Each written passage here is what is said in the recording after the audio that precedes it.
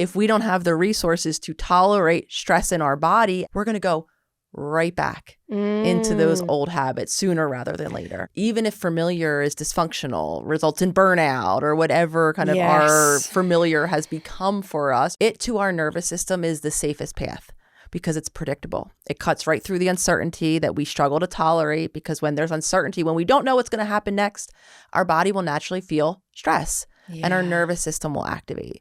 So to avoid that, we become a prediction machine, right? We kind of know how to be, to feel, to predict what happens next, even if it's not the reality. And this is all driven by our nervous system. So we can both probably agree, right? I don't need to be perfect. I can just be good just how I am.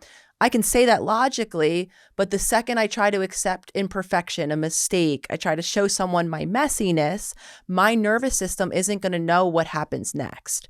Right. So now my body feels stressed, even by a somewhat healthy, so to speak, decision. And these are the moments why, and I often get asked, we often fall back into old habits. We're now talking about going against what our body has become used to. And any step outside of that familiar pattern will create stress in the body. If we don't have the resources to tolerate stress in our body, we're going to go right back into those old habits sooner rather than later.